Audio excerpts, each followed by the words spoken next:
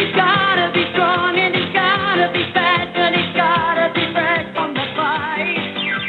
Hello, everybody, and welcome to the Donald Trump era. Donald Trump is now officially President of the United States of America, which is, I don't know.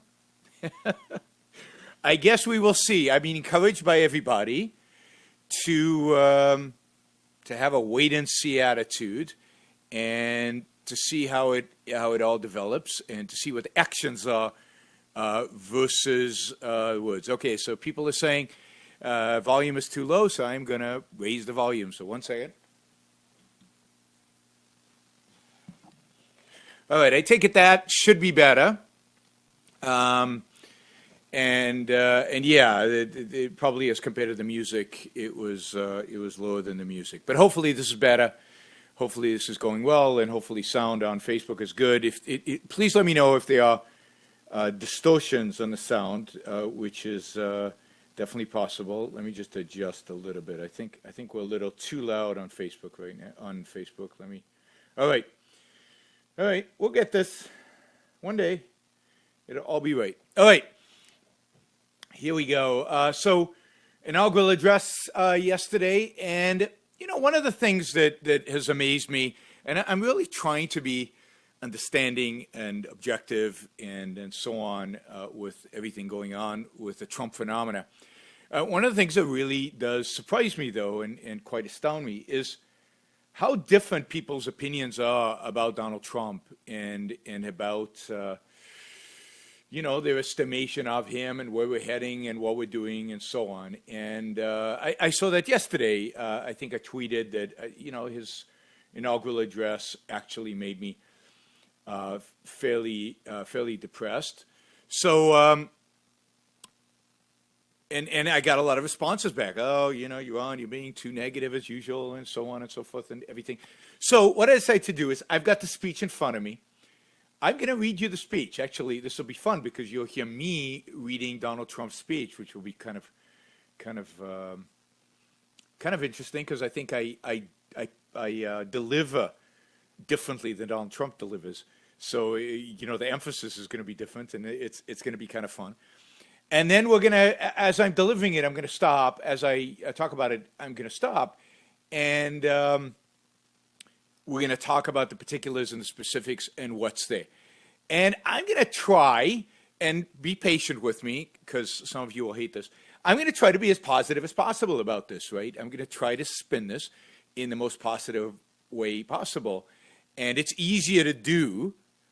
It's easier to do when you actually read the speech than when you hear it, because when I hear it, I hear Donald Trump. And that immediately, I have to admit my own bias, immediately I hear something negative. Now, I still think the speech is negative. You see that.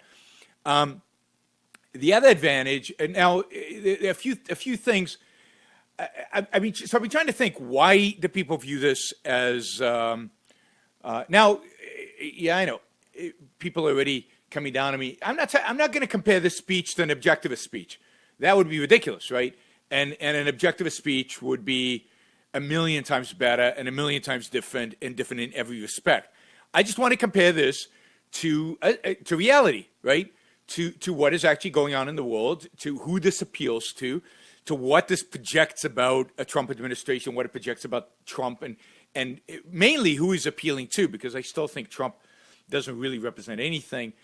Personally, I don't think he has any ideology.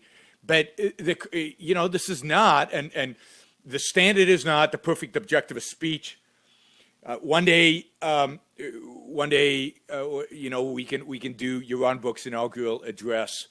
What I would say in a speech if I was elected president. If you like that idea, let me know. We could put that together and do that. That would be kind of fun for me. I've done that before for the State of the Union address. Yeah, that would be fun. That's not what I'm talking about here. I'm talking about just analyzing this objectively. What is he saying? By what standard? Who he's appealing to? Is it true what he says? Isn't it true what he says? Now, why do people? Why did people like this speech? And I'm just going to say a few positive things of how people respond to the speech, and then we'll talk about it at the end about whether this is any of this is objectively true. I mean, the speech is assertive, and they like that, right? Enough of these mealy-mouthed, whiny presidents, right? Here's a president who says it, who says stuff with assertion, with confidence, non-apologetically, and he just yells it out there, right? He projects a certain sense, I think a wrong sense, but a certain sense of self-interest, America first, right? And American first can be an appropriate slogan, particularly for foreign policy, that you place the American interest first, which means then you have to understand what America means and what American interests are. But there's a certain sense, and I think Trump projects this, and I think people respond to this, there's a certain sense of we're doing this for our own self, for self-interest, which I think people are responding to, that kind of American sense of life, of self-interest, of selfishness, of moral, defense of one's own interests. So, again, that's an emotion more than anything else, right?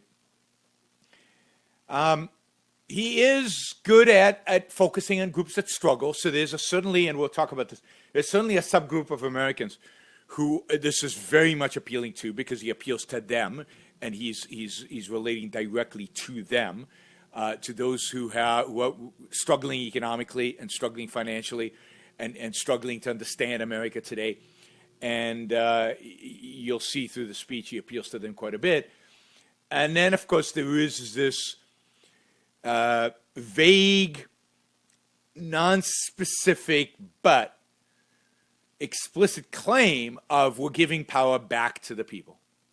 We're giving power back to the people, and that's a positive objectively. But giving power back to the people, not in a celebration of democracy. There's no celebration of democracy at all in this speech, and that's one of its virtues. But here's the line, and I'll come back to this. At the center of this movement is a crucial conviction. Put aside what the hell this movement is and whether there is such a movement. But that a nation exists to serve its citizens. That's a good line. That's a good line, right? Government is there to serve its citizens. Government is a servant.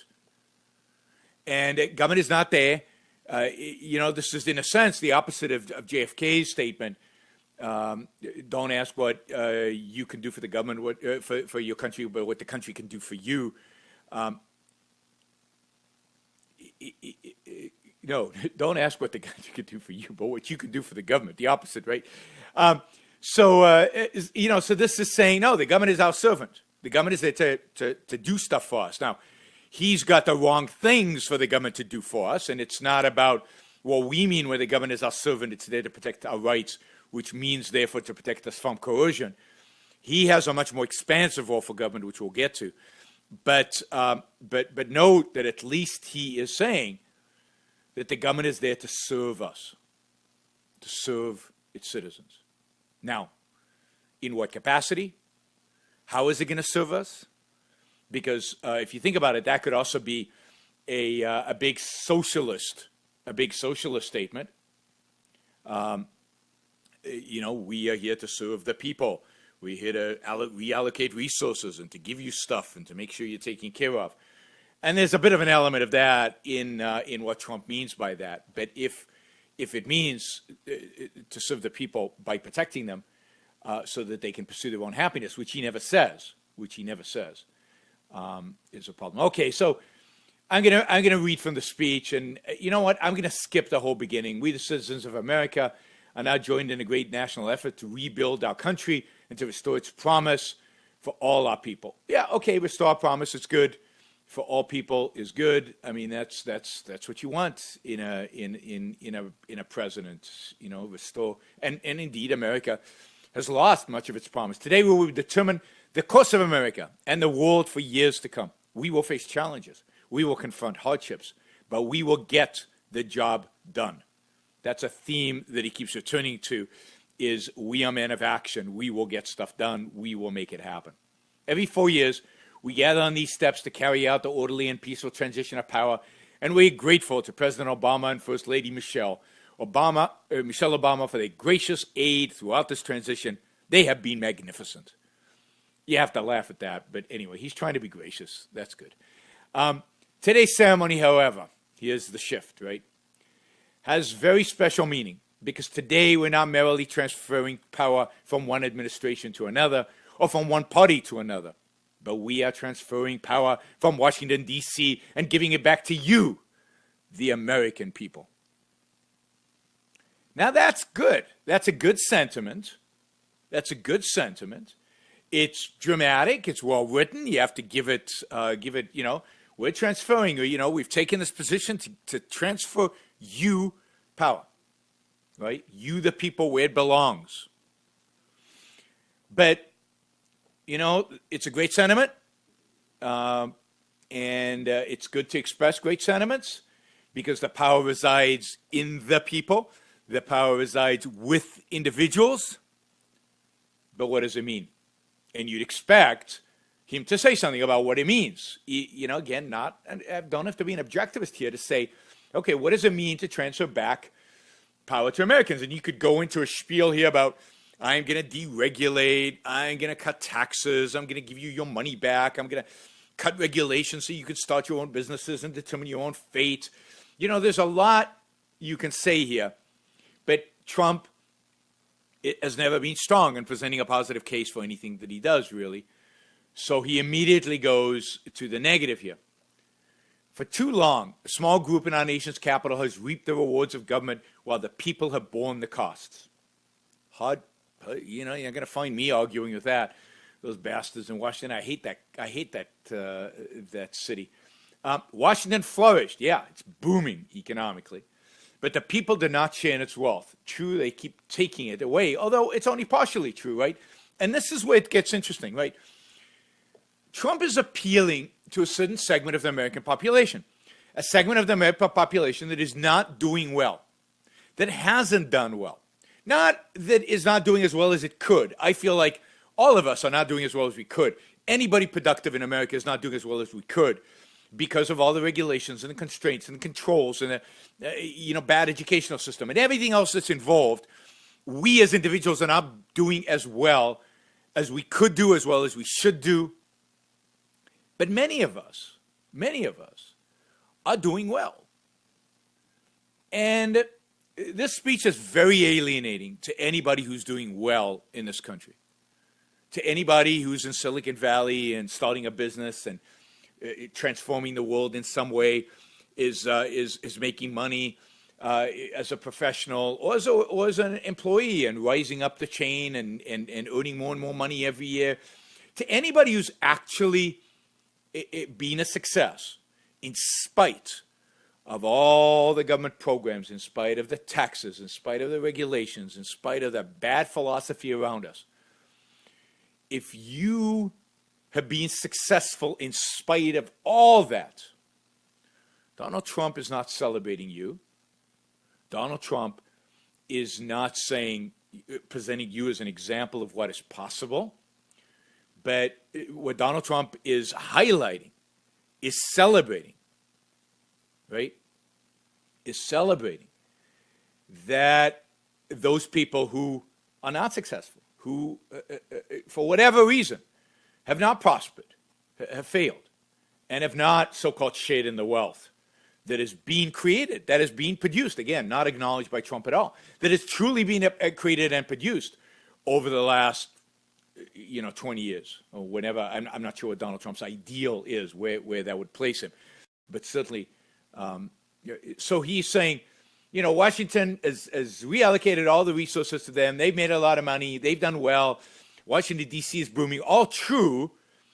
And the people did not share in its wealth. Partially true. And its sharing is not the right word anyway, because really Washington stole the wealth. Washington didn't create any wealth. By saying sharing in the wealth, you're suggesting that Washington creates wealth and it's not sharing enough of that wealth with the people, where it's really the other way around. The people create the wealth and Washington steals it from them.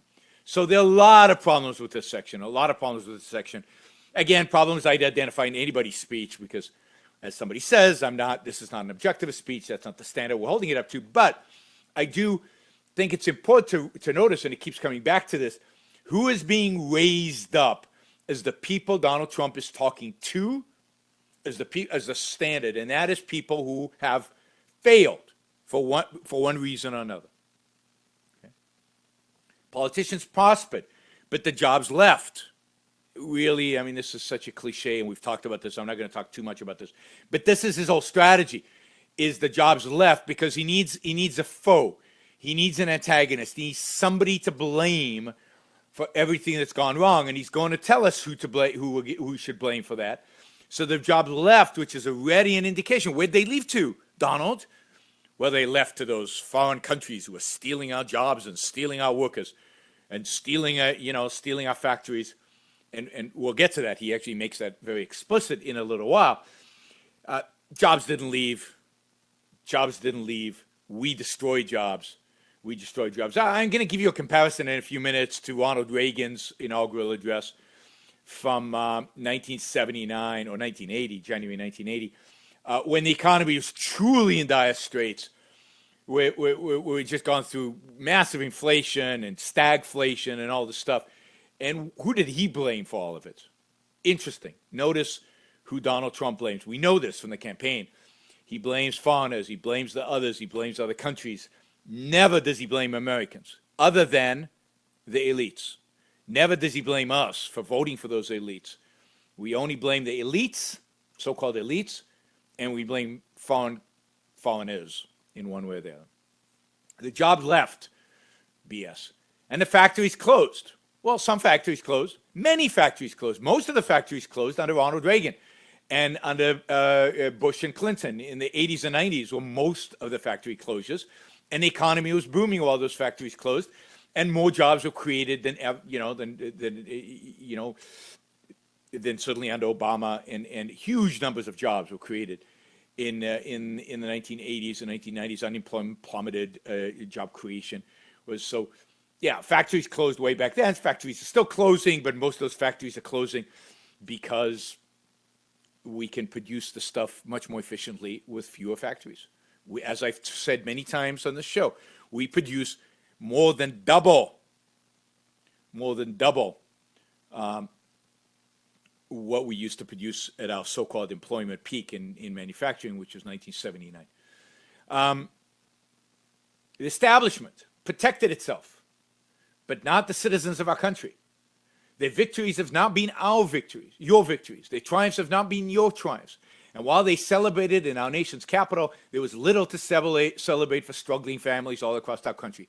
True, struggling families had little to celebrate, and it's true that the establishment, the political establishment, the intellectual establishment has been, has been detached from the real world, has been detached from Americans, has been detached certainly from struggling Americans, and has been living it up at the rest of the country's expense. So I'm all for attacking the establishment, although Trump needs enemies, needs to define enemies, and clearly the establishment, however you want to define it, is the enemy. And but he's not the only enemy. We will see other enemies.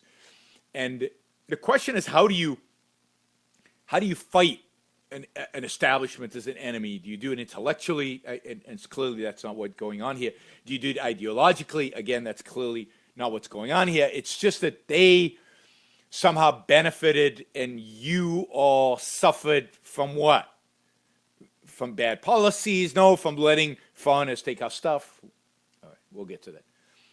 That all changes, starting right here and right now, because this moment is your moment. Now, that's good rhetoric, right? And this is good, assertive, and seems self-confident. That all changes, starting right here and right now, because this moment is your moment. It belongs to you.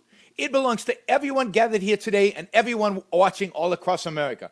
This is your day. This is your celebration. And this, the United States of America, is your country.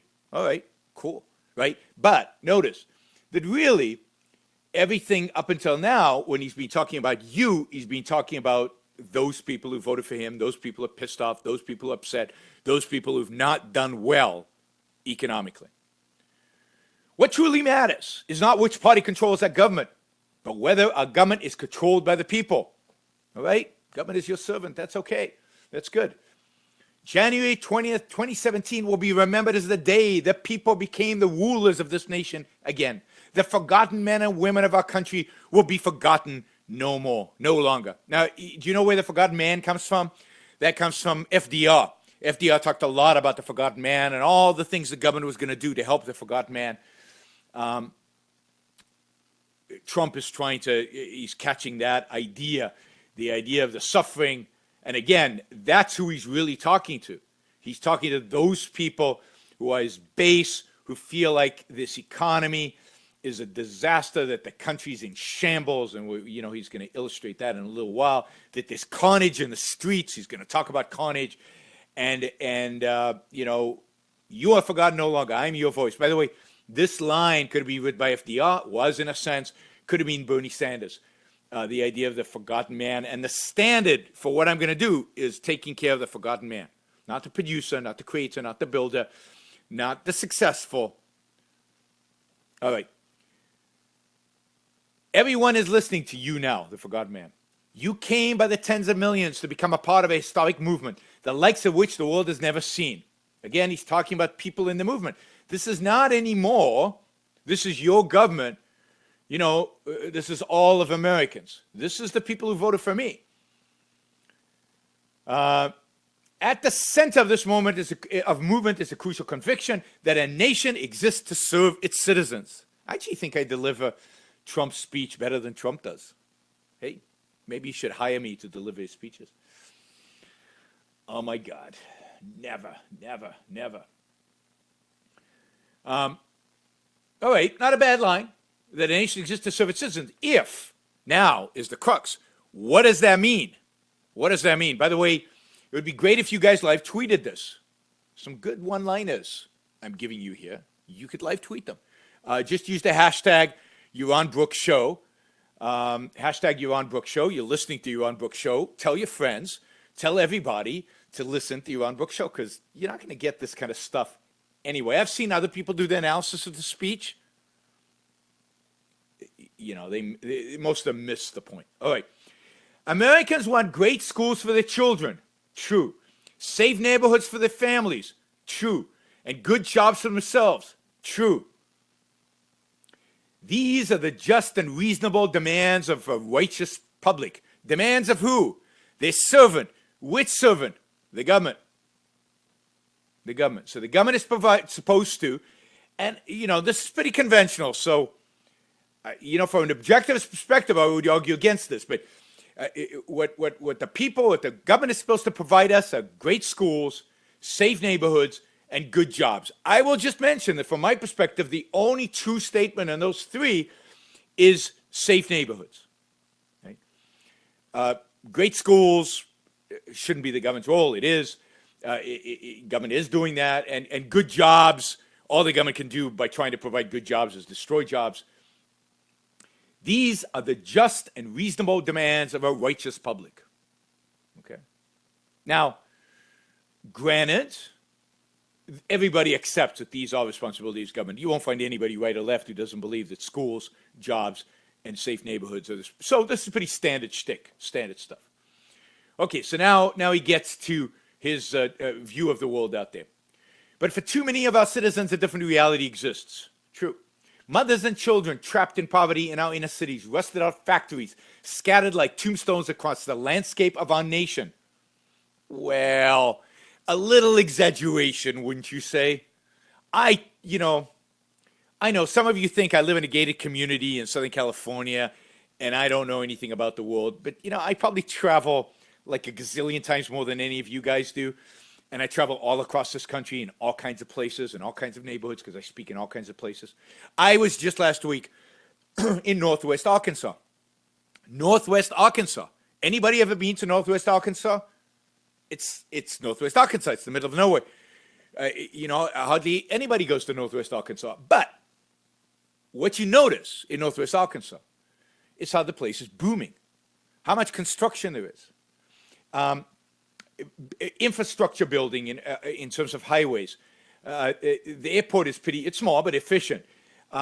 Houses everywhere being built, new, modern, big houses being built. For whom? Oh, and by the way, I do drive an Audi, and now I hate Donald Trump even more because last week or some week he attacked German automakers, which really pisses me off. So anyway, Northwest Arkansas, building going up. Do you know why? Why is Northwest Arkansas? No, it's not because of shale. I don't know that there's any shale in Northwest Arkansas. Maybe there is, but I think that's Oklahoma. I think you're confusing with it. Why is Northwest Arkansas booming? It's booming because of Walmart. And it has been booming for the last 20 years. If you do like a Google map where you see the transformation of a Google satellite, I think it's called, where you see the transformation of a place over time, and you see the growth. And a good friend of mine sent me this little video of the place is booming, and a lot of it's Walmart, but not only Walmart. J.B. Hunt, the big trucking company's headquartered there. Other companies are headquartered there. There's some technology related to it, particularly to logistics and supply chain management headquartered there. It's the University of Arkansas with a business school named after. It's called the Walton School of Business. Right? So here is a Northwest Arkansas. And it's booming. The landscape is not scattered with, rusted out factories. That's not what's going on.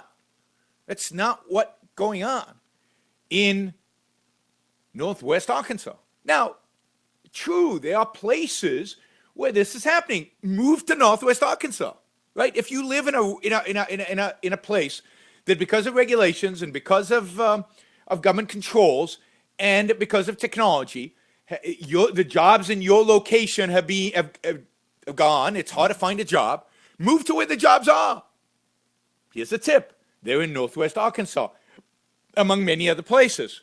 If you've ever been to Austin, Texas, the most liberal place in Texas, it's booming. It's great. It's amazing. I used to live in Texas. In Austin. The changes over the last 30 years in Austin, Texas are amazing. Or go to Dallas.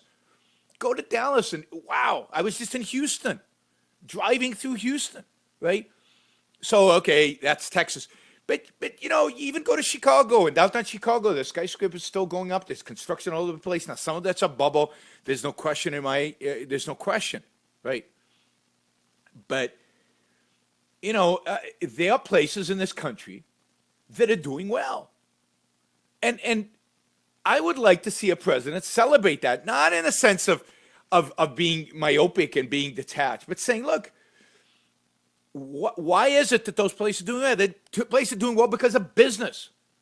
Those places are doing well because of the business climate, maybe, right? And what we need to do is bring that same business climate to the whole country. Those places are doing well because of entrepreneurs, and what we need to encourage in this country is entrepreneurship. But that's not the message that Donald Trump wants to convey. He wants to convey a message of everything's falling apart. Everything is falling apart, right? And,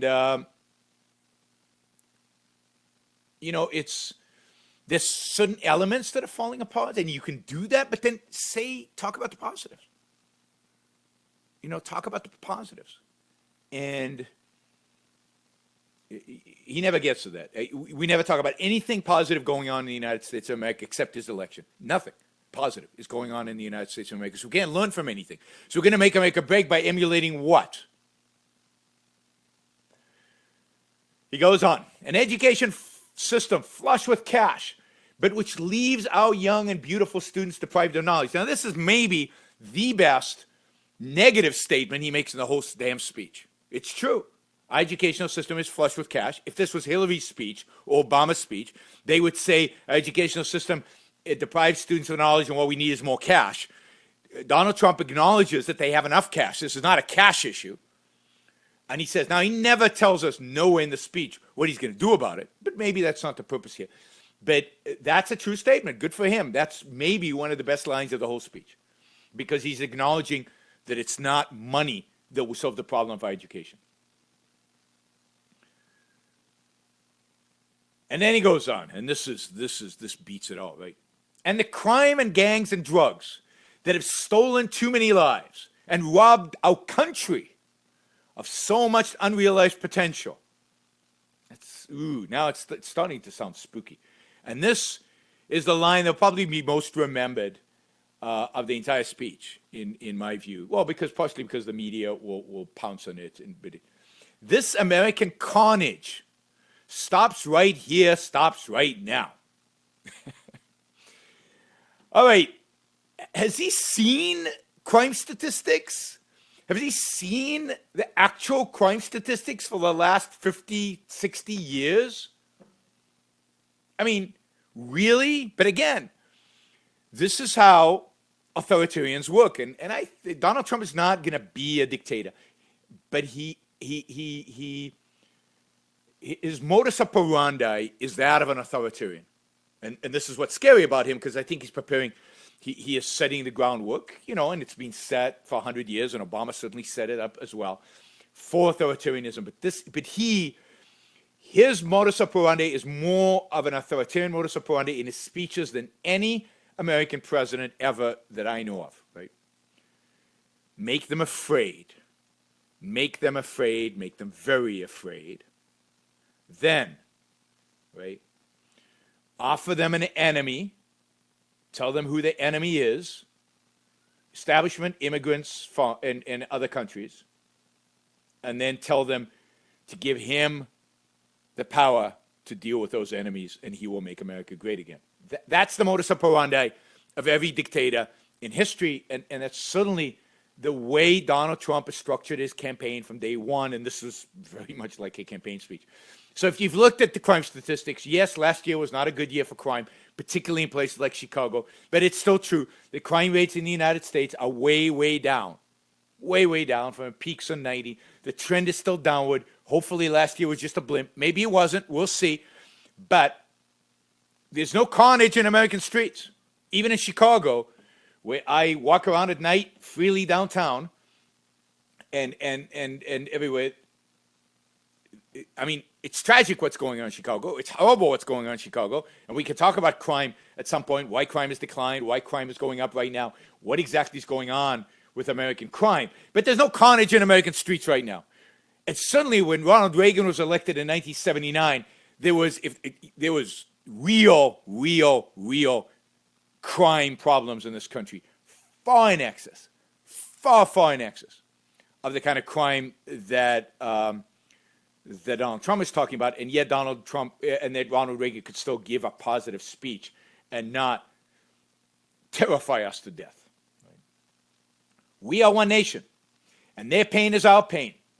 True, I mean, people are dying out there from crime. That's not a good thing. Their dreams are our dreams, and their success will be our success. To some extent, that's true, but not everybody dreams the same dream. He keeps repeating this idea that we all share the same dream. Not true. We all have different dreams, and not even an essential. Some of us dream to be successful, and we'll do whatever it takes to be successful and work hard and prosper, and some people are not. Some people don't do that. Some people are lazy. Some people are entitled. Some people... Anyway, we share one heart, one home, and one glorious destiny. Really? Now that sounds nationalistic, right? We talk about collectivism. We share one heart. No, we don't. We share one home. Luckily, you guys don't share my home. And one glorious destiny as a nation.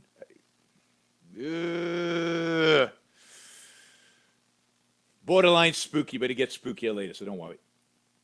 The oath of office I take today is an oath of alliance to all Americans. Doesn't sound like it. Nothing he said so far sounds like he is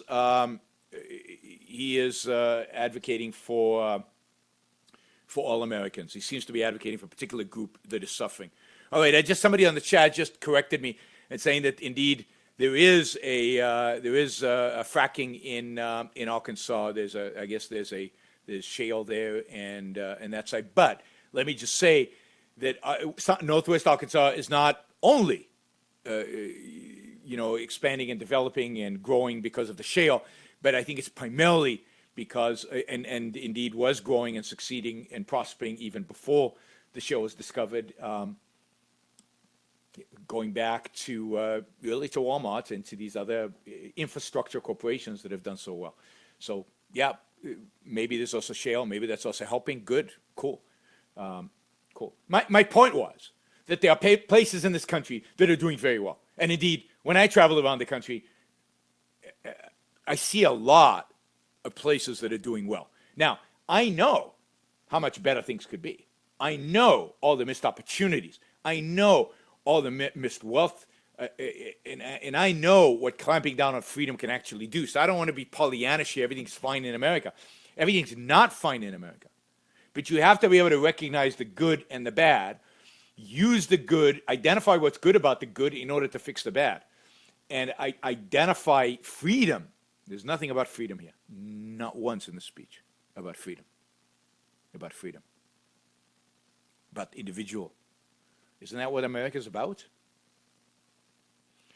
For many decades, we've enriched foreign industry at the expense of American industry. Now, that's just BS. And I'm not going to talk about it here because I've talked about it so much. That is ignorant stupidity. This is Bannon's economic nationalism. It's nonsense. It's not true, and its implications are disastrous for all of us. We've enriched foreign industry at the expense of America. This is this zero-sum mentality, which is repeated later on in the speech. No, we've enriched foreign industries by enriching ourselves and by enriching our own industries. Subsidized the armies of other countries while allowing for the very sad depletion of our military. Partially true. We have subsidized militaries of other countries in ridiculous ways and ridiculous armies, often of our enemies. It would be nice to actually say we've actually subsidized our enemies. We've depleted our military. It's questionable how much we've depleted it. I think that's probably an exaggeration, and our military is still unbelievably strong. The biggest problem with our military is we don't use it correctly, and we waste it. And some of that is in here. We defended other nations' borders while refusing to defend our own. From who? Who's attacking us? Wait. Who's invading? Where's the invaders on the border? Why aren't the Marines stationed there? Give me a break. This is, again, fear-mongering BS. Immigrants are not invaders. Right? Immigrants are not invaders. Immigrants are not coming here to militarily attack us. And this idea of defending our borders with a wall to protect us from immigrants, is nonsense. And spent trillions of dollars overseas, while America's infrastructure has fallen into despair and decay. Somewhat true. Some of America's infrastructure has really fallen into despair and decay, and something needs to be done about it.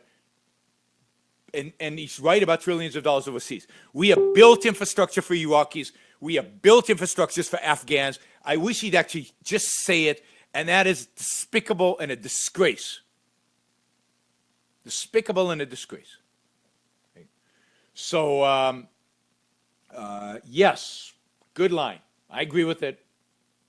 Probably in the wrong spirit, different spirit, but I agree with it factually. All right. And indeed, during the Marshall Plan, we spent billions of dollars on Europeans and in Asia and all that stuff. That could apply as well. Right? We can talk about that another time. We made other countries rich, while the wealth, strength, and confidence of our country has disappeared over the horizon. Again, nonsense, not true. Other countries have become rich by trading with us and by making us rich at the same time. All right. This is this whole zero-sum world, this whole attitude towards trade, this whole attitude towards wealth creation. There is no wealth creation in the entire speech. It's all about wealth distribution. There's wealth, too much of it has gone to Washington. Not enough of it went to the people. Too much went to Washington, but it was created by the people, and there's not enough wealth creation going on in the country, too much stealing of that wealth by Washington. That's how I would do it. One by one, the factories shuttered and left our shores with not even a thought about the millions upon millions of American workers left behind. Again, the trade, zero-sum, nonsense, factory shuttering, most of them shuttered because of technology. Yes, some of them shuttered because we couldn't compete. Good. Somebody else can make it cheaper and better. Our lives improve as a consequence of that, and those American workers who lost their jobs, go find more jobs. You don't have a right to a job. That's FDR, the idea of a right to a job. The wealth of our middle class has been ripped from their homes and then redistributed across the entire world. Now that is one of the ugliest, stupidest statements he has ever made, although he keeps making the same thing over and over again. That's nonsense. It's nonsense that, again, zero sum. Now, I want to just quickly contrast this with Ronald Reagan. Ronald Reagan came into office, gave his first inaugural address in 1981. Inflation was high, double digits. Unemployment was high, double digits. We were losing in quotes, jobs to Korea and Japan for the first time in American history. Factories were shuttering, truly shuttering. We used to make televisions, we weren't making them anymore. We invented VCRs, we weren't making them anymore. You can go on and on and on. It was one of the worst, darkest time in American history. It's economically. And crime was really bad. Really bad. Go back to the crime statistics, 71. Today, it's unbelievably peaceful in comparison. 1981. It's unbelievably peaceful in comparison. Interest rates were high because Paul Volcker was trying to smash inflation. The economy was in deep trouble, and the Iranians were just about to release hostages, which they had held, I think, for 444 days, if I remember right. It was a dark, dark time for America. Now, who did Ronald Reagan blame these problems on? Did he look for a devious enemy out there to attack? No. He blamed the problems on Americans. He blamed the problems on Americans themselves. And part of this I'm getting from an article which analyzed the speech in the Atlantic. He blamed the problems on Americans themselves for mistakenly choosing higher taxes and government spending. And I would add regulations. Right? So he didn't blame the Japanese and the Koreans. He didn't say that trade with them was bad, even though he went on to do all kinds of tariffs, silly tariffs things. Right? I mean, this is the difference. And I'm not a huge Ronald Reagan fan, but I miss him. I really miss him. The optimism, the positivism, the understanding that wealth is created, that American entrepreneurs create wealth, the understanding that America has made mistakes, that we, the people, voted for higher taxes, voted for more government spending, voted for regulation, and that's what's destroyed jobs, and that's what created inflation, and that's what created stagflation. We are at fault, and therefore we can fix it, not by attacking the other, that's the authoritarian message, but by fixing ourselves. And Trump is full of this, and a lot of it is just leftist garbage, what he's spouting. I mean, he is a leftist, deep down. He is a leftist when it comes to all his economics ideas are fundamentally leftist. And again, we'll see how he implements it all. I know you guys are waiting. Leftist in the sense of pro-government intervention in the economy. So now he's trying to be positive, right? But that is the past. And now we're looking only at the future. We assembled here today issuing a new decree to be heard in every city, in every foreign capital, and in every hall of power. From this day forward, a new vision will govern our land. Great. What is the new vision? We're really excited to hear. Is it a vision of freeing up entrepreneurs, of individualism, even a little bit, just a tiny bit, not in America? From this moment on, it's going to be America first. All right. Now, I understand why some people respond positively to this. Because indeed, in foreign policy, the standard should be America first. America standing in for the rights of American individuals. And it should always be the case that in foreign policy, we go out and we defend the rights of American individuals out there, and it's Americans first. We don't sacrifice for other people. We shouldn't be defending other people for the sake of defending them. It should always be from the perspective of Americans' interests, which means from the perspective of the rights of Americans. How do we defend the rights of Americans? But what about domestic policy? Domestic policy is not about America first. It's about the individual first. It's about the individual citizens first. It's about their rights first. It's about articulating It's about not articulating, defending the rights of the individual citizens. Now, again, that's what an objectivist would say. Somebody who's not an objectivist would say differently or wouldn't even say it. But you got to be careful not to get all enthusiastic about America first. It's a collectivistic slogan as expressed by Trump.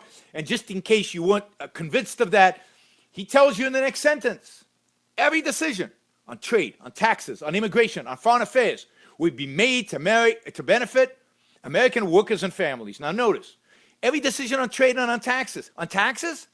On taxes? There's such a thing as America first on taxes? There's my taxes, and I want to pay as little as possible. What does it mean, America first? It's the social good, the common welfare, all of that BS. That's what he means by it.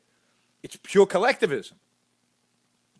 And then who's going to benefit from this America first? Not all of us Americans. Oh, no. Only some Americans. And again, this is where he's a lefty. American workers, that's Bernie Sanders people, and American families, that's the religious right, I guess. So if you're single, you don't have a family, and if you happen to be a businessman or an entrepreneur and are not a, quote, worker, part of the proletarian, I know some of you are going to say, I'm distorting his words. He didn't say benefit anybody who works in America. He didn't say benefit American entrepreneurs, businesses, workers, families, single people. He said American workers and American families. Again, this nationalistic proletarian. Right? We must protect our borders from the ravages of other countries, making our products, stealing our companies, and destroying our jobs.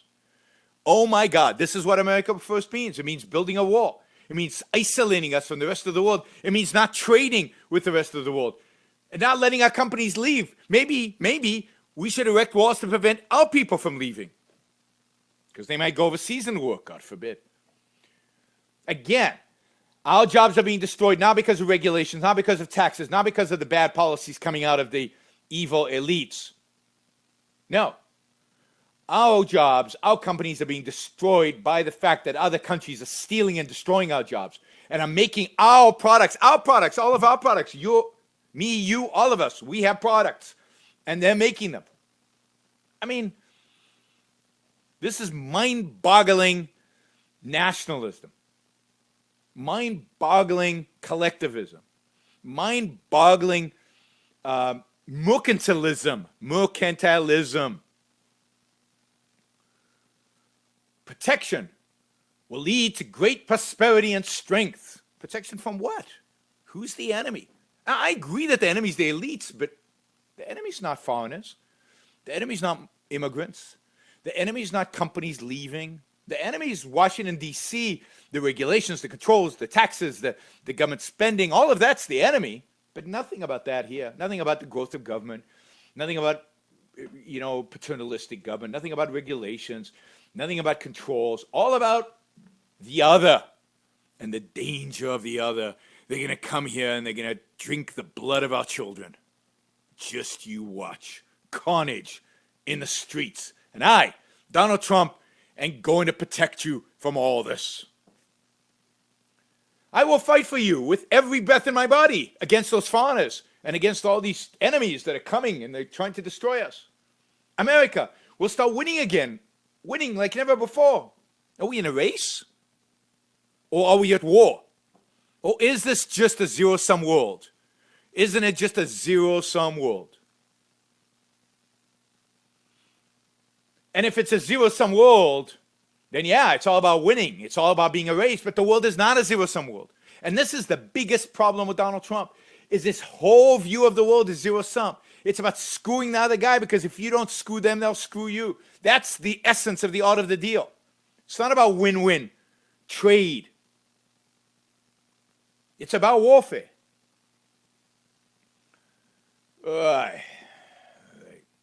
Jonathan Honing posted on the chat here. A quote from Leonard Peikoff from a lecture a long time ago, and this could be Ayn Rand, and I certainly agree with the sentiment. Quote, the enemy isn't communism, it's Harvard. This is in the 80s or 70s, right, when this was said. And that's true. And even today, the enemy's not Islamic fundamentalism. It's us.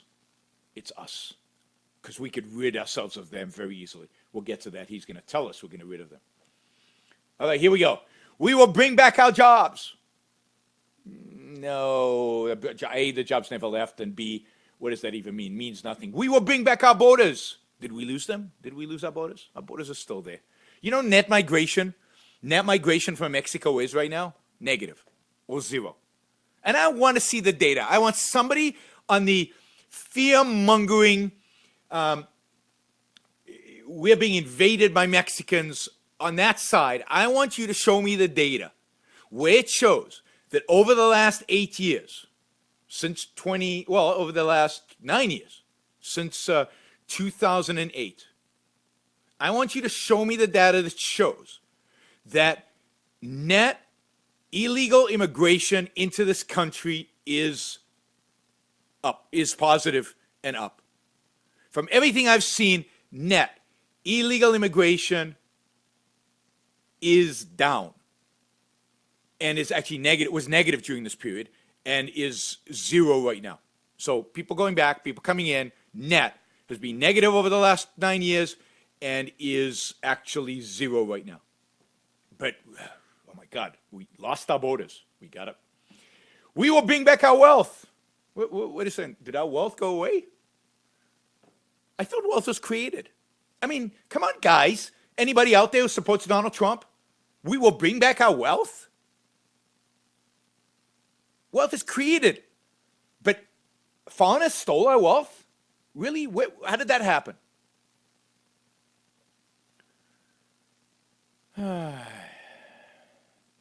And we will bring back our dreams. Dreams of what? You haven't told me yet. What are my dreams of? We will build new roads and highways and bridges and airports and tunnels and railways all across our wonderful nation with money borrowed from whom? The Chinese, the Japanese, right? Who are we going to borrow this money from? Because we don't have it. This is the one sense in which our government is broke. We don't have the money to build all this infrastructure. So you want to build all this infrastructure. It's not our wealth. It's my wealth. It's your wealth. It's individuals have wealth. Now, I'm fine building infrastructure. God, if the government only did that and protected our lives, then we could start having the argument about private roads. We're a long way from there, right? But right now, where are they gonna build it from? Where are they going to build it from? Where's the money going to come from? We're going to have to borrow it. And how are the Chinese going to get the money to lend it to us? I guess because we're going to buy their goods. If we stop buying their goods, they're not going to have dollars to buy our debt. I guess maybe then we'll have more money. No, we'll have less money. We will get our people off of welfare and back to work. Good sentiment. Rebuilding our country with American hands and American labor. Now that sounds like a leftist stimulus package to me. We're going to build all this infrastructure, and that's how we're going to get people off of welfare. Dig ditches, fill them up. Right? This is just leftist stimulus package. Notice how I'm getting angry and angrier as the speech gets longer and longer. I actually thought I would be covering the speech in like 15 minutes. And we'd have a lot of time for Q&A today, but I guess not. I guess the whole show is going to be just a speech. How depressing. So think about it. The way to get people off of welfare and back to work, I'm all for that. The way to do that is by getting businesses to invest, getting businesses to expand, getting entrepreneurs to start new businesses, right? Getting businesses to grow. And if he had said that, we will get our people off of welfare and back to work. We will deregulate American businesses. We will cut their taxes. We will provide them every incentive in the world to. Fine. But instead, this could have been written by Hillary Clinton. This could have been written by Bernie Sanders. This is just by Paul Krugman. Paul Krugman could have written this. This is right out of Paul Krugman's, the way to get people off of. I'm not sure why the mainstream media didn't love this speech. It's full of stuff right for them. We will follow two simple rules. Buy American and hire American. Oh my God, this guy is anti-American. I encourage everybody to read an article written by Harry Binswanger. You can look it up. Written by Harry Binswanger. It's called Buy American is Un-American. Buy American is Un-American. Right? And buying American, hiring American is anti-American. And you should read the article. We'll discuss it here on a future show. But it's really important. It's a really, really important article to read in the context of this. Just Google it. It's available for free online. Look, it's true that if Donald Trump had campaigned on, I'm going to cut regulation and cut taxes, and he maybe would have not been elected. But you know what? He's president of the United States. He can say whatever he wants to say. He can do and advocate for whatever he wants to advocate. He's not running for president anymore. He got it. Now is the time to actually cut regulations and cut taxes. Let the economy boom and win next time based on that. Buy American is Un-American. That's what you should all read. And you can see the fallacy in what he's talking about. We will seek friendship and goodwill with the nations of the world, but we do so with the understanding that it is the right of all nations to put their own interests first. I agree. Agree with that statement. That's a good statement, right? What does it mean? What does putting your own interests first mean? We do not seek to impose our way of life on anyone, but rather to let it shine as an example for anyone to follow. Now that's good for everyone to follow. That's good. That's a great line. That's shining city on a hill from Ronald Reagan, right? We want to lead by example. I'm all for that line, right? I'll take that sentence, again, if it had meaning. We will reinforce old alliances and form new ones. And this is the only policy thing he says in the whole speech that I endorse, and unite the civilized world against radical Islamic terrorism, which we will eradicate completely from the face of the earth. Now, kudos to Donald Trump for saying it, for identifying as president, not just as a campaign, as president, radical Islamic terrorism, identify Islam as part of it, and being willing to say something like, which I've been saying, by the way, for 15 years, 16 years, which we will eradicate completely from the face of the earth. That's a great line. I'm all for that. Love to know how he's going to do it. We'll wait and see. I give him credit for saying it. This is, of all the stuff he says, this is a concrete, and, you know, that's a good thing. It's a good concrete. The only good concrete in the whole thing, I think. All right, we'll keep going. At the bedrock of our politics will be a total, isn't it lucky that he only spoke for 15 minutes? That's the best part of the whole speech, is that it's short. Maybe State of the Union speech is now going to be short. That's going to be cool. Maybe we'll get some short stuff. That'll be really cool. At the bedrock of our politics will be a total alliance to the United States of America. Really? Oh my God, that's scary now. Total alliance? Snowden shoot him because he didn't have a total alliance to your perception of what the United States of America is? And through our loyalty to our country, we will rediscover our loyalty to each other. Now he's starting to sound like a patriotic fascist type thing. Now that starts scaring me, right? And I know you guys think I'm a scaredy cat. I'm not.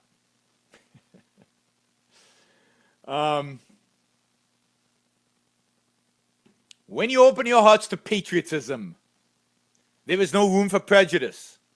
The Bible tells us how good and pleasant it is when God's people live together in unity. More scary stuff. More scary stuff. We're all united. We're all good. And here's the kicker. We must speak our minds openly. That's good. Debate our disagreements honestly. That's good. But always pursue solidarity.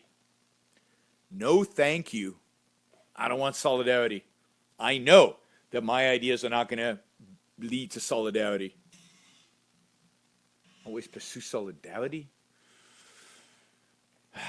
Union, be unified. Oh, can't we all just get together, get along together? Patriotism, that's what unifies us. Love of country, love of country. When America is united, God forbid, I guess, America is totally unstoppable. There should be no fear. We are protected, and we will always be protected. We will be protected by the great men and women of our military and law enforcement, and most importantly, we are protected by God. Really? Finally, we must think big and dream even bigger. More dreams. I like dreams. Let's see what the thinking big and dreaming is.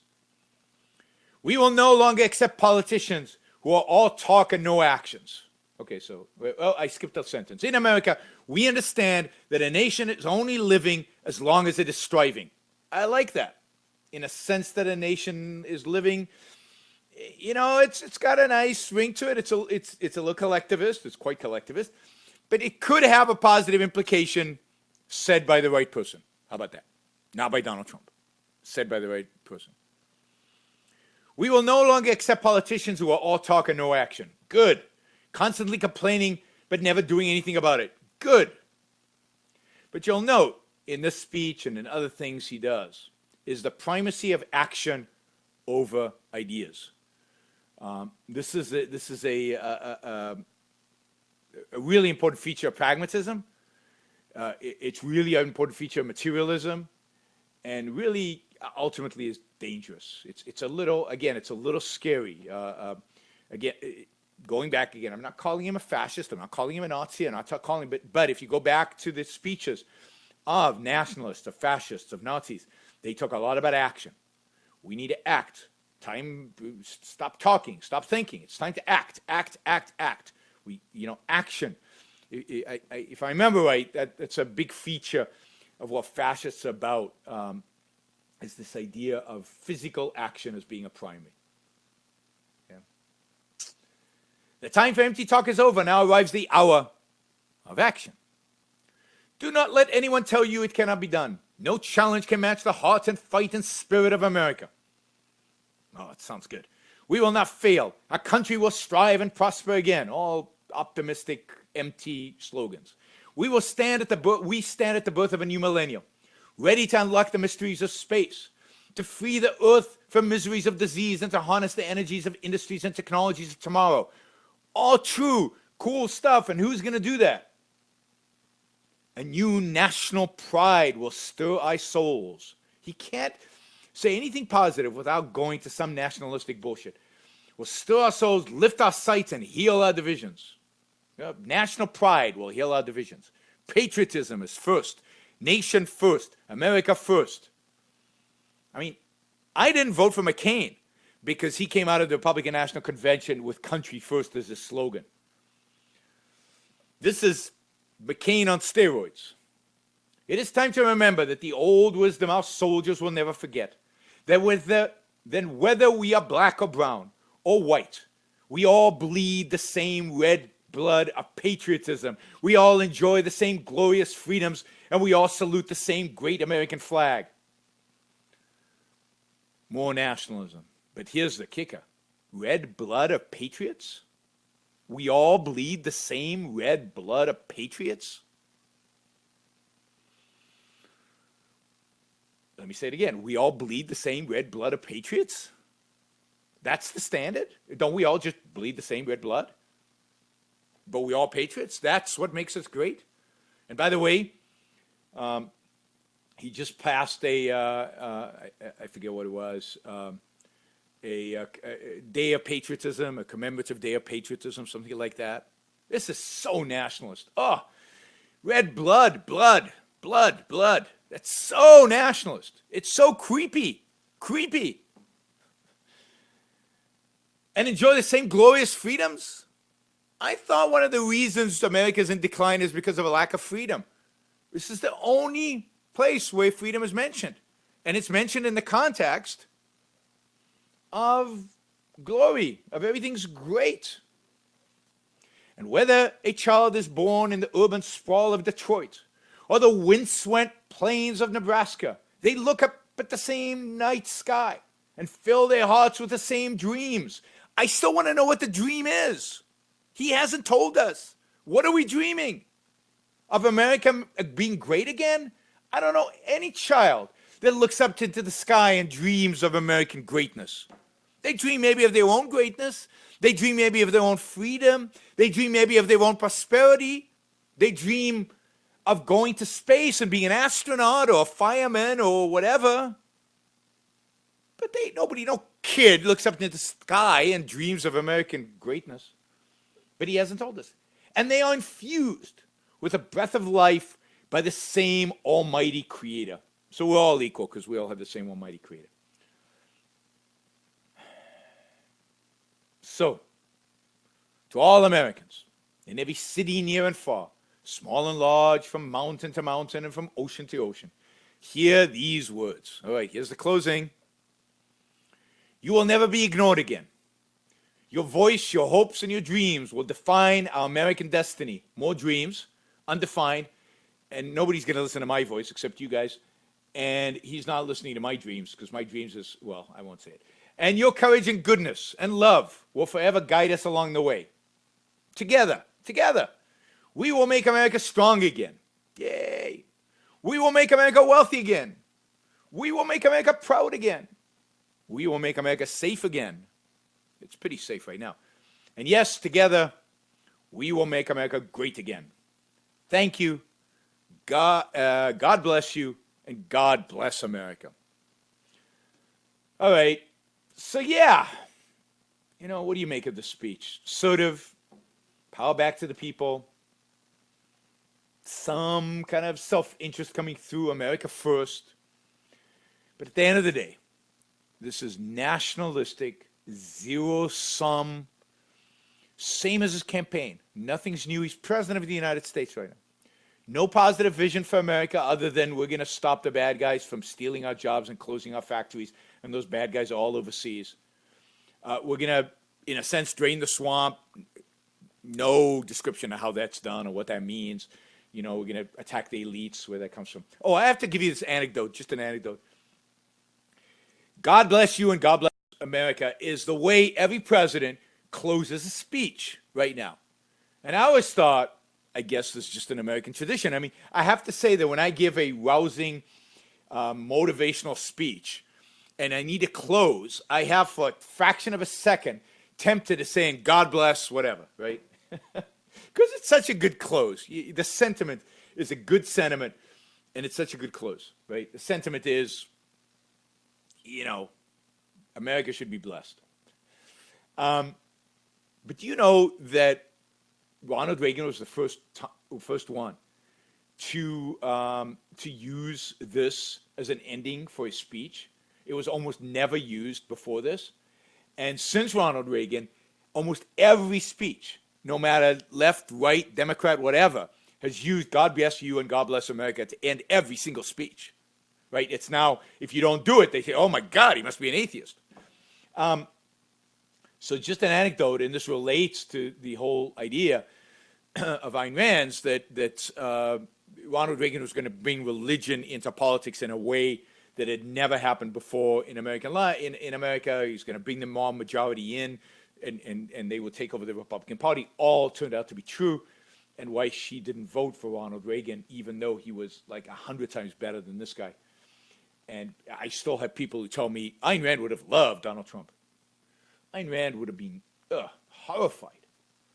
Because at the end of the day, as I think is obvious, this speech is nationalist, it's zero-sum, it's xenophobic, it's fear-mongering, it's blame the other guy, it's more of what he did throughout his campaign, and it's no different as being president. And of course, he signed a few executive orders yesterday, and two of them were quite good. One was taking away a loathing of rates that HUD provides on insurance for mortgages or something like that, and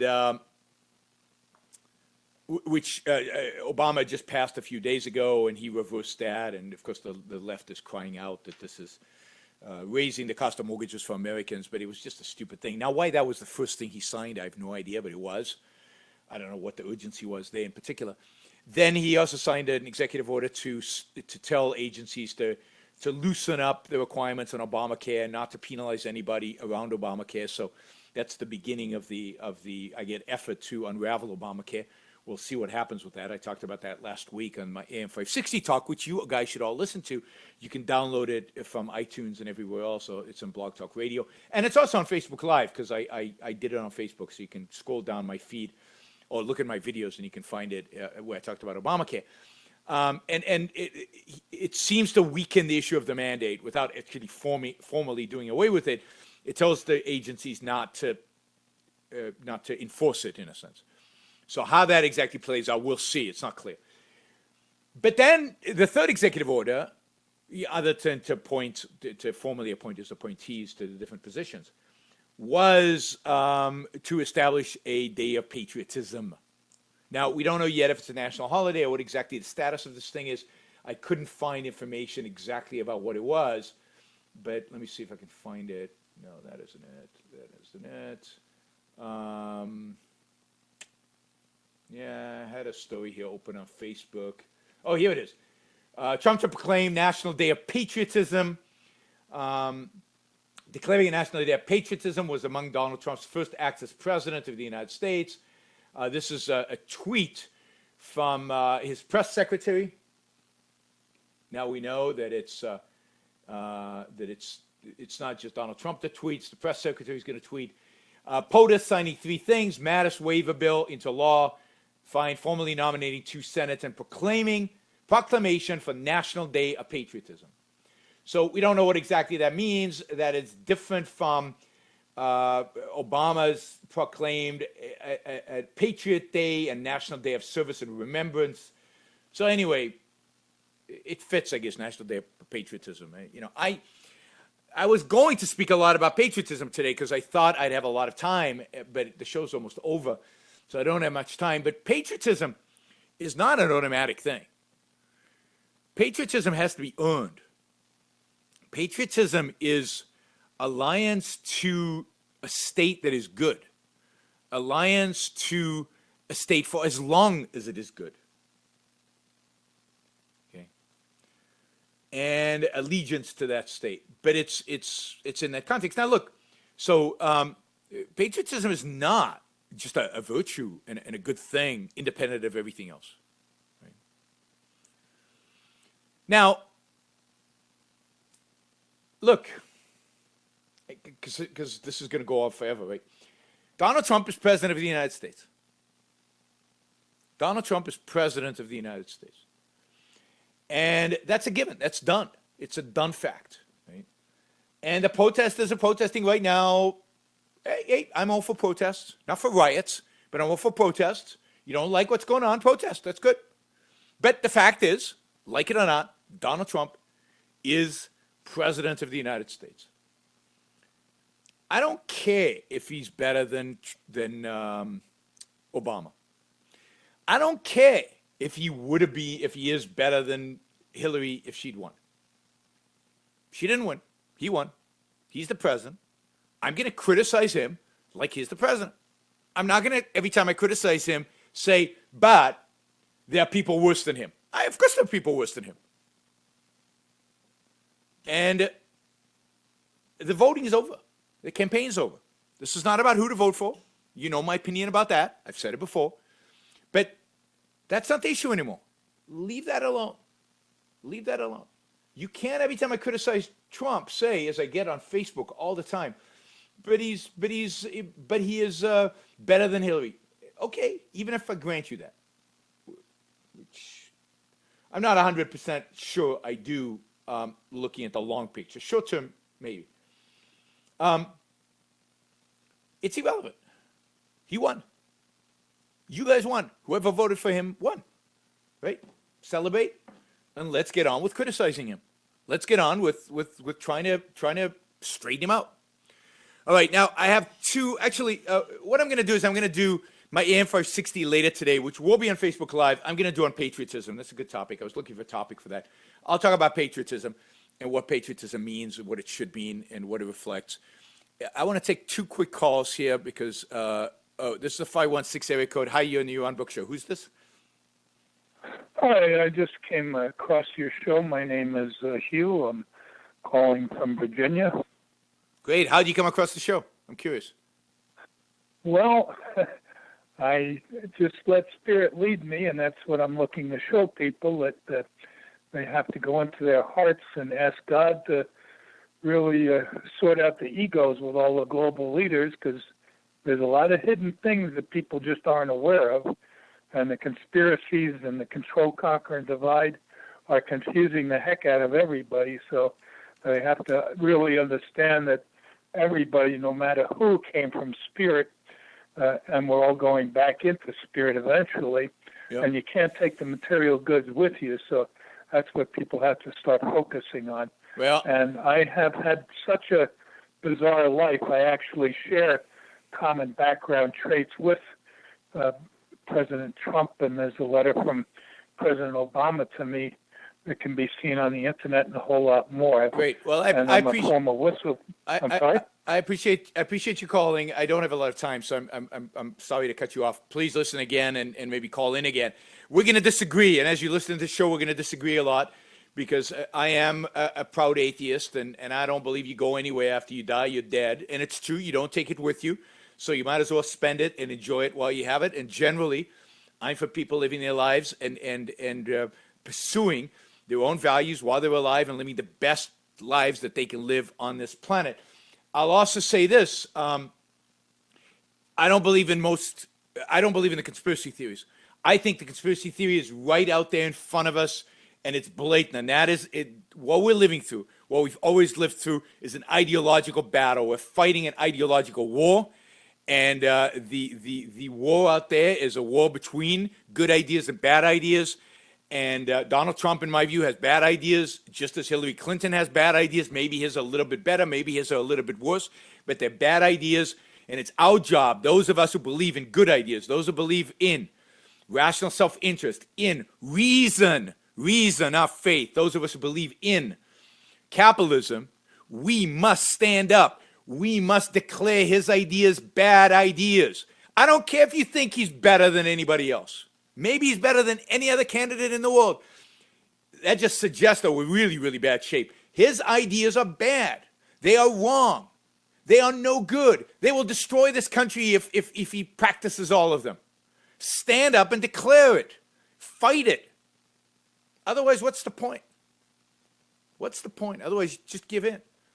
And well, anyway, those are my ideas. I have a feeling while I gained a listener today, I just lost him. All right, we got one more caller who has been very patient, because I think he called in like in the first minute of the show.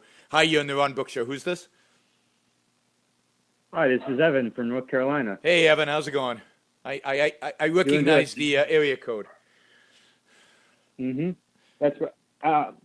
So I saw on the Blog Talk description, it said, in this episode, Yaron takes a look at the inaugural address, the Women's March on Washington.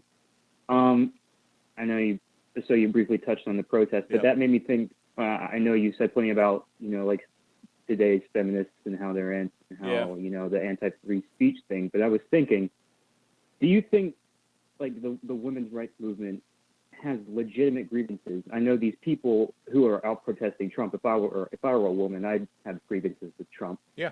But what they say their rights are being taken away. What do you think about that? Like what? Well, I think there's worry. There's legitimate worry. There's worry about abortion, because there's no question in my mind that Donald Trump's going to appoint an anti-abortion Supreme Court judge, and that. Do you think he like really cares about? I don't think he cares, but I think though? He is beholden to the religious right. Jeff Sessions is a big religious right guy. Remember that what's his name Huckabee was a huge Donald Trump supporter and helped him a lot and was part of the transition team. Now his daughters will fight him on that, but his daughter will fight him on that. But I think that's one he's going to give the religious right, and I think that's a worry. I think on the other hand, what you'll see is some leftist stuff passed. Like I think his daughter is big on mandatory leave for women who have babies and all that stuff. You're going to see a lot of that kind of leftist stuff being proposed by the Trump administration because because of her influence and so you'll see that. Now, what other women's issue? I just think that the way he expressed himself in the campaign was awful in terms of how he approached women and how he talked about women. And I think if I was a woman, I would have been offended. I mean, I'm offended without being a woman. I was offended being a man that another man would talk this way about women. I think that's reason to be worried. But at the end of the day, the protesters don't know what they want. What they want is as bad as what Donald Trump is going to do. I think abortion is certainly one issue. Free speech might be another issue, but do they believe in free speech? They don't. I mean, but I think protesting is a good thing. I think if you believe something strongly, and if you're against something strongly, then I give them credit for going out to the streets. They're doing it if they do it peacefully. Last night, it wasn't peaceful, and maybe today it won't be peaceful. But so far, from what I've seen, it was peaceful. If you do it peacefully, if you're not destroying property rights, if you're not purposefully blocking streets, but you're demonstrating just as other people are demonstrating on all kinds of causes, I'm for people expressing themselves. I think that's part of free speech, so I'm all for that. But I'm worried about the pro-life stuff because I do think pro-life. I hate that term. Anti-abortion stuff because I think he is going to try to appease I worry about Jeff Sessions and the impact he's going to have. But in terms of the other issues these women are marching for, in particular issues of women in the workplace, I think he's going to be good to them, bad for the rest of us. I think they're going to have new regulations. And I also think that that when it comes to free speech, they're all bad. So he's bad, but so would have been Hillary would have been just as bad, just in a different way. So does that make sense? Thanks. And let me just say, I do apologize that I did not get to talk about the protesters, although I just did, I guess, a little bit. But because I really did not expect the whole show to be the speech, because I'm really bad at estimating time. All right, I want to give you a TV show recommendation. I watched it last night. The episodes are short, so you can do that. I didn't binge the whole show because it's long, but over a few nights, and then the last few episodes were so suspenseful that my wife and I kept saying, okay, one more. And I think we watched until after midnight because we couldn't put it down. we couldn't put it down, and we were doing. Now, it's a mixed show, but it's very suspenseful, and I think it's really interesting. Interesting look at the Israeli-Palestinian conflict and at the day-to-day of the Israeli-Palestinian conflict versus the big picture, because it doesn't deal with the big picture at all, which is a weakness of the show, because in a sense there's a certain moral ambiguity there, but because it ignores the big picture, it ignores what's really going on. But in a sense of what the situation is in a day-to-day, life-wise, in terms of people's lives, and in terms of the violence, and in terms of it's a really good thriller. I really enjoyed it. It has the elements. I warn you of the small equivalence, which you have to be careful of. The show is on Netflix, so you can watch it on Netflix if you've got a subscription for free. It's an Israeli show. So the show is in Hebrew and Arabic. So you're going to have to read subtitles, but it is subtitled in English. And it's I haven't given the title yet, so don't worry, people. It's, as I said, it's on Netflix. It's an Israeli show, half I'd say in Hebrew, half in Arabic. So I had to read the subtitles when they were speaking Arabic. Very suspenseful, just very well made. I mean, it has plot holes. I mean, you could poke holes at this. But at the end of the day, a lot of suspense. Season 1 is all out there. It's got other weaknesses that, you know how in every show that has a hero, the hero has to have a miserable family life. It's like a standard thing. You can't have a happy hero because that would go against the Christian ethic of saints being miserable people. Think 24. Think Jack, right? He was miserable. Had a pathetic life. Everybody hated him. His daughter hated him. He hated his daughter. He loved his daughter, but it really is a standard practice that if you have a hero, unequivocal, heroic actor out there, right? In action, he is a hero. Then he has to have miserable family life. His family has to die. They have to hate him. He has to get divorced. There have to be affairs. This show is consistent in that pattern, at least.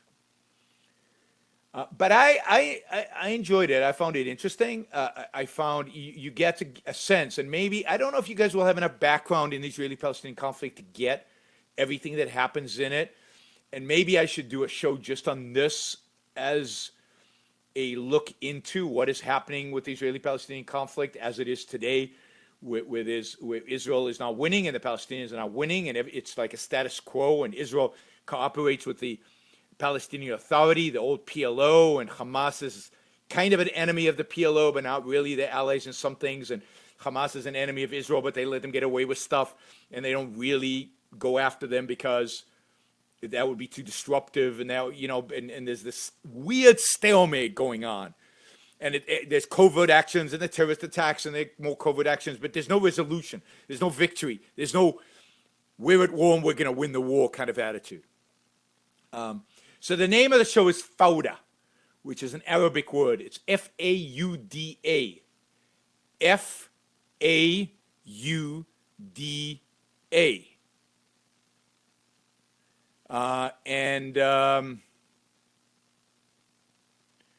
F-A-U-D-A, right? And that means chaos in Arabic, chaos. And an insane kind of chaos. And that's what you get on the West Bank. It's an insanity. It's an insane life for the Palestinians, and it's an insane life for Israelis. It's not, it is. Anyway, it's on Netflix. If you don't have Netflix, maybe it's on something else. I don't know. But I think it's worth watching. It's very well done. It's very well acted. Production values, you can tell it's on the cheap a little bit. Some people have called it The Wire, which is one of my favorite shows, The Wire of Israel. We'll see. We'll see what season 2 is like. It's already been renewed for season 2, so that was good. But Fauda on Netflix is my recommendation for a television show this week. I watch a lot of television because I'm recommending a lot of stuff to you. Anyway, 12 episodes, short. They're between 30 and 40 minutes. They must have a lot of commercials in Israel because the episode is so short. But it moves. It moves. Not like The Wire. The Wire I thought was slow, particularly early. Fauda moves fast. Bam, bam, bam. And you can't put it down because there's action. Now, I know there's at least one more caller who's called, and I apologize that it can't take the call. I'll try in the weeks to come to devote more time to your questions. I also have a list of questions that you guys will send me by email that I need to catch up on, and maybe we'll do a show dedicated to Q&A, although I get fewer listeners to those shows. That's why I struggle with that. But what I'll try to do is have a sexy title, but try to only devote the first half hour to that, and then do it. Somebody suggested I have a 3-hour show. We'll see. We might get there. We might get there to the point where we have a 3-hour show. Maybe, we'll see. Anyway, I have another hour soon on AM 560 where I'm going to talk about patriotism, and that'll be on and that's at 2:05 Pacific time. 2:05 Pacific time. The first 5 minutes are kind of radio commercials, and I won't broadcast that on Facebook Live. But you can listen to that on iHeartRadio, AM 560 Chicago, or on Facebook Live. In addition, follow me on Facebook, like me on Facebook, follow me on Twitter, go to the Ayn Rand Institute, make a contribution, right? These shows cost a lot of money. My time is valuable. I get paid money. There's infrastructure, there's equipment, there's all kinds of stuff. You're listening. This is the one thing I agree with NPR when they do their fundraisers. Although their fundraisers are corrupt because they get money from the government. And I will never give them money as long as they get money from the government. But once they stop getting money from the government, I would actually write a check to NPR even though they are lefties. Why? Because I get a value out of it. And I like to pay for the values I get. I like to pay for the values I get. You guys get a value from the show? Write a check to the Ayn Rand Institute. Don't write a check. Go online. You can contribute by credit card, by electronic check, by Bitcoin, by whatever. But don't be free writers. You can not be free writers two ways. One, write a check, and two, go advocate for these ideas out there in the world. Go advocate for these ideas out there in the world. All right. See you all. Talk to you all.